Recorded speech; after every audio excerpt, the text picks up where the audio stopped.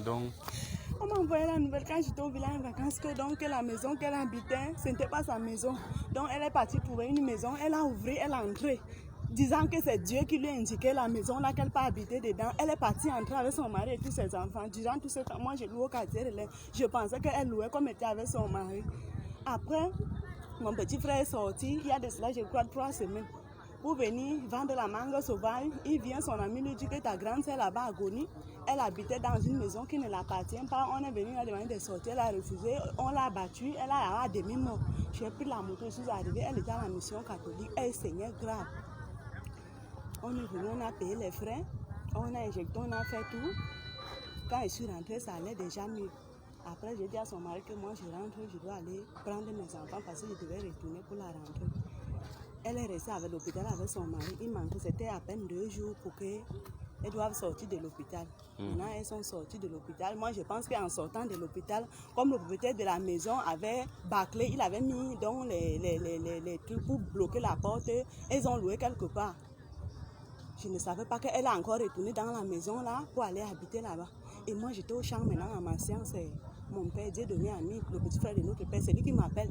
Je dis papa bonjour, c'est comment? Et il me dit que tu es où? Je dis que je suis au champ. Il me dit que la nouvelle que j'ai appris là, est-ce que tu as compris? Je dis que je suis au champ, je n'ai rien appris. C'est quoi? Il me dit que alors, si tu peux prendre la moto, dépêche-toi.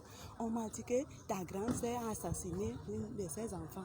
Quand on m'a dit que ma grande sœur, comme j'ai 3 grandes sœurs, j'ai deviné que c'est parce que sa tête, ça ne tient pas.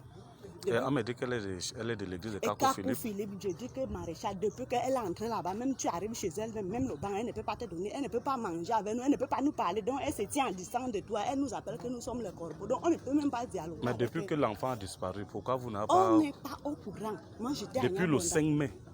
Jésus. Depuis le 5 mai que cet enfant-là est mort. C'est pourquoi vous voyez seulement les crânes et les os. Donc vous n'étiez pas au courant, votre neveu ou cousin disparaît. Elle habite chez elle, comme je vous dis là. Quand tu viens même la rendre visite, la façon qu'elle te reçoit, ce n'est pas bien. Depuis que moi je suis au quartier, elle vient jamais chez elle. On se croise au marché. Comme elle part à l'église à Malabango, elle s'arrête chez moi. Parfois, elle me demande le coussou, je lui donne. Comment va les enfants, ça va bien. Comme là, celle-là, c'était la petite. Je pense que peut-être qu'elle lui a laissé à la maison, ou bien comme elle a l'habitude de laisser chez la voisine. Elle pouvait avoir quel âge? Elle pouvait avoir 4 ans. 4 ans et demi comme ça. C'est juste qu'elle a un petit corps. C'est juste. Et votre soeur là, est-ce qu'elle est malade? Elle est malade depuis qu'elle est entrée dans l'église là, sa tête là ne tient pas. Quelle église? Kakou Philippe. Depuis qu'elle est entrée là-bas, je dis que c'est fini. Même pour venir à la maison, même maman, même elle ne parle pas. Donc quand elle arrive, si elle arrive, elle s'assoit là dehors. Elle ne peut pas entrer dedans. Elle dit que les banques, nous on s'assied là, elle ne peut pas s'asseoir. Tu veux manger, elle te dit que si tu coupes ma part, tu mets dans le plat, je mange. Elle ne peut pas manger avec nous. Même le dialogue avec nous, ce n'est pas parce qu'aux dernières nouvelles, elle me disait tout à l'heure dans la salle que son fils n'est pas mort. Quand le fils est mort, elle l'a attaché dans la couverture. Elle a conservé parce que le prophète Kakou Philippe a dit que les chrétiens Kakou Philippiens ne meurent pas.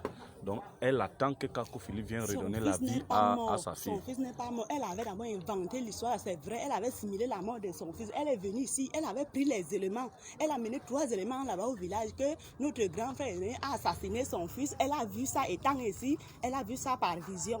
La police a débarqué là-bas chez nous. Même la famille, comme la famille de l'enfant était en Angola transférée, le monde était rempli là-bas, c'était comme le deuil au village.